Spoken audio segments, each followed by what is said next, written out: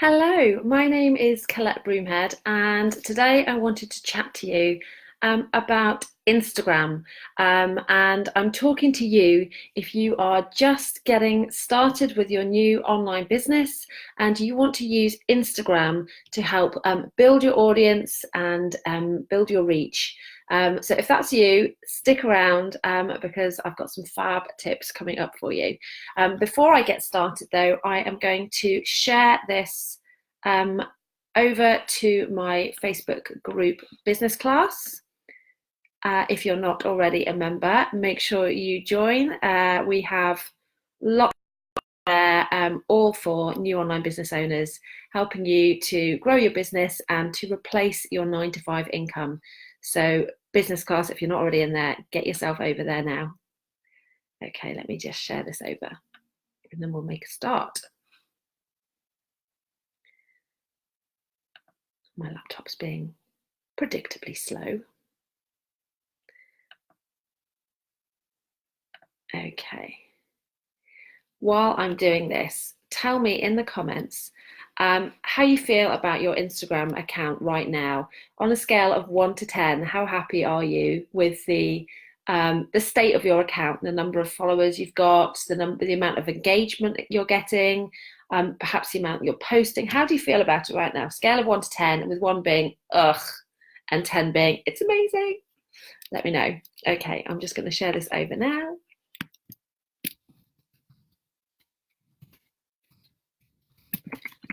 Okay.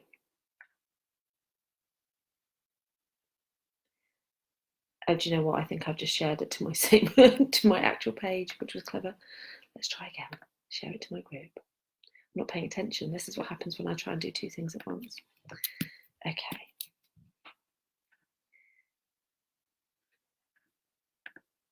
Oops. I don't want to share to a page. I want to share to a group. There we go. Okay. So I'm going to share with you today 9 mistakes that I see a lot with people trying to use Instagram to grow their business. And these are really easy things to fix, but they would make a huge impact if you fix them. So let's go through them today. And as we go through them, let me know if you're making any of these mistakes, because they are common. And I've made them myself. So mistake number 1, I have my notes over here in case you're wondering why I keep glancing over here. This is where my notes are. So mistake number 1 is ignoring your bio. So as part of your Instagram account, you have a bio that you can use to tell people about you, about your business. It's like your elevator pitch, essentially. So you have, I forget exactly how many, around 140 characters, I think, to use in your bio, where you can introduce yourself and sell yourself, so that you want people to kind of stick around and check out your account, and if at all possible, follow you, so that they can continue to see your stuff in their feed. So make sure that you are using your bio, and you have really kind of maximized those 140 characters and got the most out of them. Don't just kind of spend 5 seconds filling it out and putting whatever in there.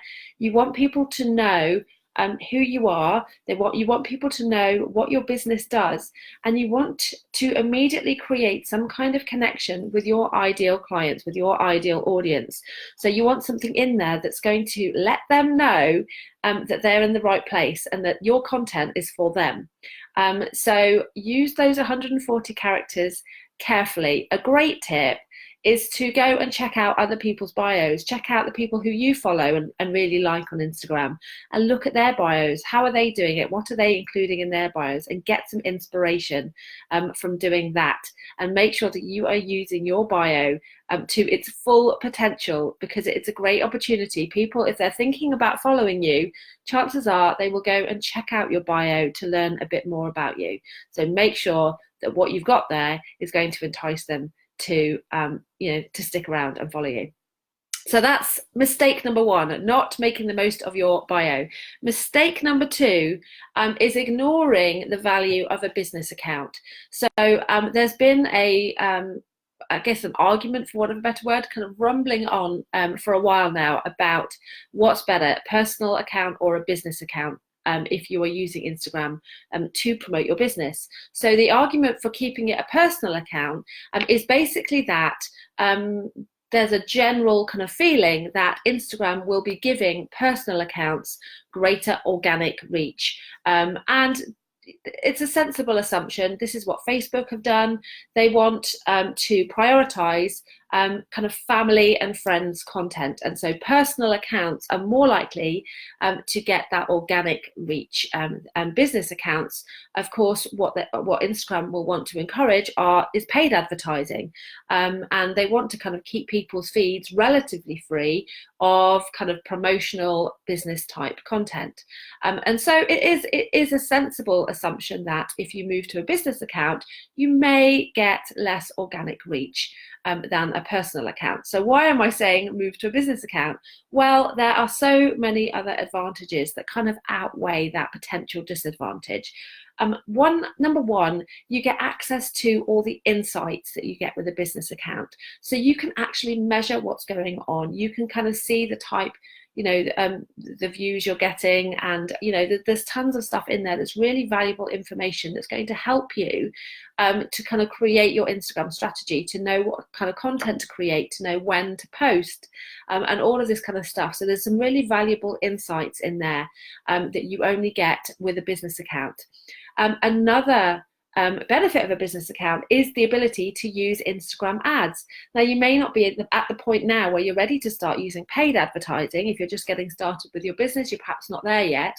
But at some point, you probably will want to use paid advertising as part of your strategy to grow your business. And you can't do that with a personal account. So that's another benefit. The third real benefit of a business account is that you have additional options when it comes to your profile. You can add things like contact details and email address so that people can contact you through your Instagram profile. So some real benefits there of using a business account. And yeah, I would absolutely recommend doing that from the start rather than kind of switching around later on. So that's tip number 2, don't ignore business accounts. Tip number 3 is don't ignore all the other features that Instagram has to offer. So we think Instagram, and most people tend to think of the feed, and actually Instagram is so much more than that. And more than ever, people are starting to use the other features like Instagram stories and IGTV. So when you are starting to use Instagram for your business, don't ignore these features because people are spending a lot of time on them. Build in. You don't need to use everything. Don't overwhelm yourself, but don't just focus on the Instagram feed because people are hanging out on Instagram stories and starting to hang out on IGTV a whole lot as well. So get in there and make sure you're not missing out on those audiences. Okay, so that's mistake number 3 to avoid, is making sure that you are, maximizing all the fantastic features available on Instagram. Mistake number 4 is a big one, and that is forgetting to actually engage. If you want an active and engaged community following you on Instagram, you need to be active and engaged yourself. So make sure that you're not just posting and running. Get in there, meet new people, talk to people, go and comment on their posts, get involved, have conversations with people, send people messages, answer their stories, go and find the people that you want in your community and actually engage with them. And if you engage with them, they will start to engage with you as well, and you will see that engagement coming back to your own account, I promise you. So spend more time, not even as much time, but more time focusing on engaging in other people's accounts than you do worrying about actually posting on your own account. Get out there, talk to people. It's a social media platform, be social. Okay, so this is a big one. Okay, mistake number 5. So we've talked a little bit about your bio. Now I want to focus in on the link that you can include in your Instagram bio.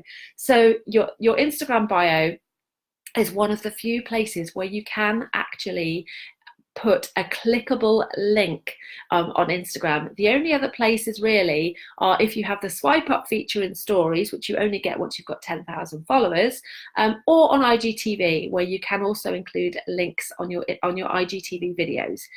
But your bio is going to be the key place where people will be looking for your link. So please make sure that you are making the most of that link. That you kind of got three options. The first option, and the kind of most obvious one and most common one, is to just, link to your website, or link to your latest blog post, or link to your latest lead magnet or freebie that you are using to build your email list. And that works. That's fine. Do that. The benefit of that is that you're only giving people one choice. You're focusing on one specific thing. But there are other options which you should consider. Another one is to use a service like Linktree, and there are a few of them out there, which allow you to get a kind of bespoke URL that you can put into your bio, which then links to a page on their site where you can add links to whatever you like, whether it's your blog, your paid services, whatever it may be. So that's option number 2. Now, option number 3 is my personal favorite. And that is to essentially do the same as Linktree do, but on your own website. Create your own landing page, and that way you're getting traffic back to your site rather than some third-party site. It also means you've got complete creative control over the look and feel of that page. You're not having to kind of pay fees in order to be able to add your own branding and all that kind of stuff. Just create your own page. You can link to the things that you want to.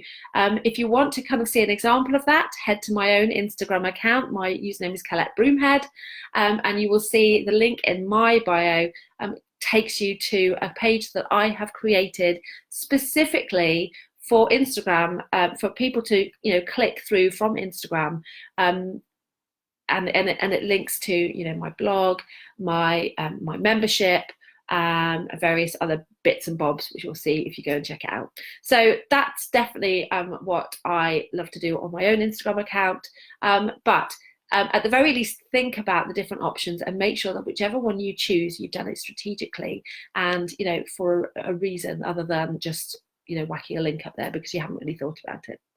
Okay, number 6. So mistake number 6 is not making the most of hashtags. So Instagram is the kind of home of hashtags. It's like, hashtag central, shall we say. You have the opportunity to use up to 30 hashtags when you post on your Instagram feed. And each of those hashtags is an opportunity to reach a different audience, anyone who's searching that particular hashtag. So why wouldn't you use all 30 hashtags? To me, it's just a no-brainer. It's such a waste because you've got the opportunity to reach 30 different audiences through each of those hashtags. So why would you only just put 2 or 3? Now, top tip for Instagram, and you'll have probably already seen people doing this if you are kind of on Instagram on a regular basis, and that is to put your hashtags not in the post itself but in the first comment. And what you'll see most people do, and what I do myself, is to put 5 little dots on each line for 5 lines, and then put your hashtags on the kind of 6th line down. And what this does is it makes it a bit more aesthetically pleasing, because it means that the hashtags aren't immediately visible unless someone actually clicks on the comment to view it. So it just makes things look a little bit nicer, but you still have your hashtags there doing their work. Okay, so those are the options for hashtags. Make sure that you are using all of your hashtags. Don't waste them. Okay. I am just going to have to go to the door because I've got someone delivering something.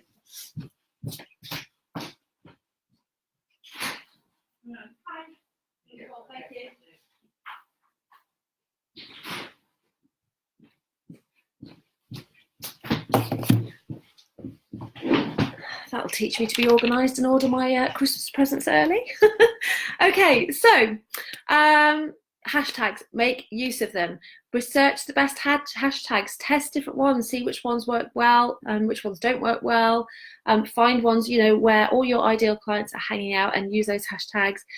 Change them around and make sure, but make the most of using all 30 hashtags to reach as wide an audience as you can. Okay, so that was number 6. Number 7 is don't post without a purpose. So when you are posting on Instagram, don't just post for the sake of posting because it's like a tick box exercise. Oh, I haven't posted today, I better just whack something up, put some any old rubbish, and then I've done it, then I can tick it off my to-do list. That is not going to grow you an audience of people who think you're fab and who want to engage with you, because why would it? If you're not putting thought into what you're saying, if there isn't purpose and strategy behind it, then it's not going to have purposeful and strategic results either. So think about the content that you are posting. What do you want it to do for your audience? What value are you giving your audience? What do you want it to do for your business? Are you trying to promote something? Are you trying to build your brand? Are you trying to build trust? Are you trying to increase your credibility as a leader, a thought leader in your particular niche? Whatever it may be, think about it beforehand and make sure that that's clear before you put your content up there. And thirdly, with your content, think about what is the next step for anyone who consumes that content, anyone who reads that post. What do you want them to do next? And this is something that gets missed so often. And it could be any number of things. It could be you want someone to just comment. Perhaps you just want someone to engage with you and to have a conversation with you. If so, tell them. Ask them, what is it you want them to comment about? What is it you want to chat to them about? Perhaps it's you want them to go and check out a blog post that you've just published. Tell them. Perhaps you want them to go and sign up for your latest lead magnet, to go and join your email list. Tell them. But make sure there is a next step, because if someone reads your content and loves it, they're going to be really frustrated if they don't know what they should do next in order to get more and in order to build that relationship with you. So always give people a next step. Okay, so mistake number 8 is not measuring. So there's a saying that is kind of used a lot in the online business world, and if you have sort of been looking on the various sort of Facebook groups and this, that and the other for online business, you're bound to have come across it at some point. And that is, what isn't measured you can't improve what isn't measured, or something along those lines. And it's so true. You need to be measuring. Instagram is a place where people get obsessed with the number of followers they have, and this obsession is encouraged by a lot of the content that's out there. How to get your first 1,000 followers, how to do this, hitting that magic 10k followers, and so on and so forth. And yes, the number of followers you have is important, but only if those followers are your ideal clients. If they're not, then that number is completely meaningless.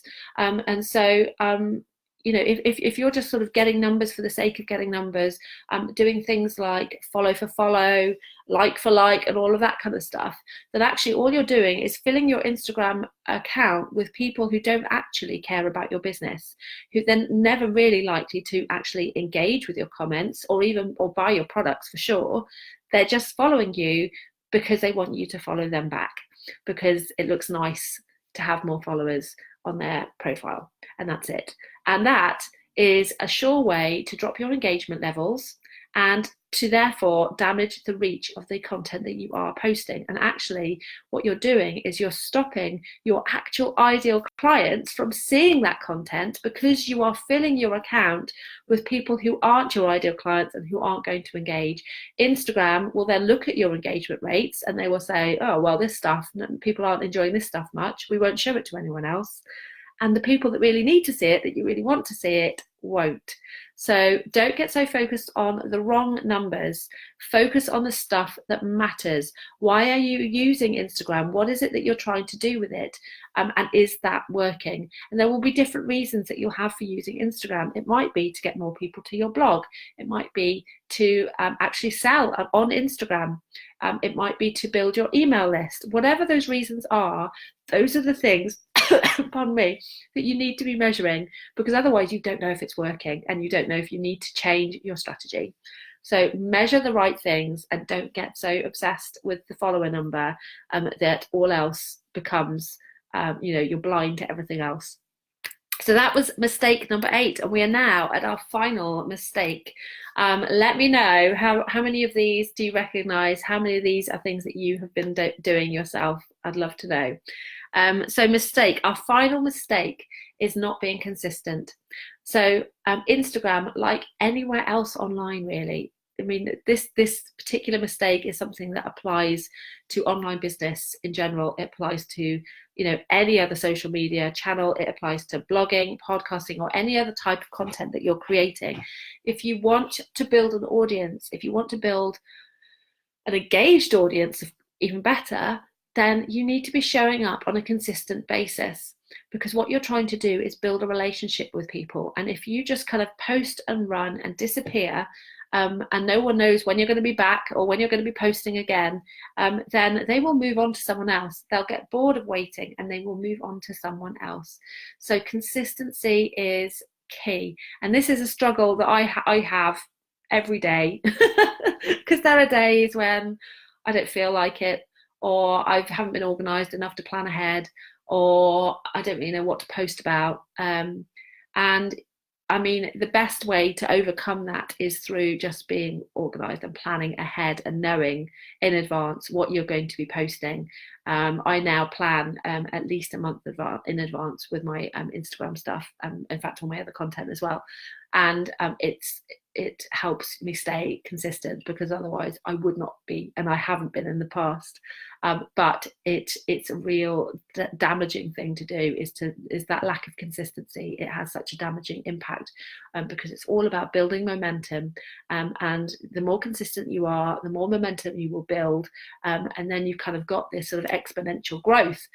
But if the second that your consistency goes, it all kind of dies back down again, and it's just so depressing when that happens. So consistency, please be consistent with your content. And when I say consistent, I don't mean you have to be, posting 3 times a day. I don't even mean you have to be posting every day. I mean, post at a rate that feels right for you, that's doable for you, and that your audience are kind of responding to. And it's worth testing, I have found about 3 times a week actually is fine for Instagram on my feed. I don't need to post any more than that, and so that's all I do. So have a little test with your own audience and see what works best for you and what is a doable rate for you, and then be consistent with that. So those are the 9 mistakes. I hope these have been helpful for you if you are getting started with Instagram. These are mistakes, like I say, that I see everywhere.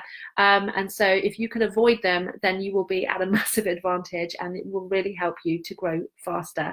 Now, Instagram is, of course, not the only strategy that you will use to grow your business. And if you are just getting started with your business, you're probably at the point right now where you're not earning consistent income yet.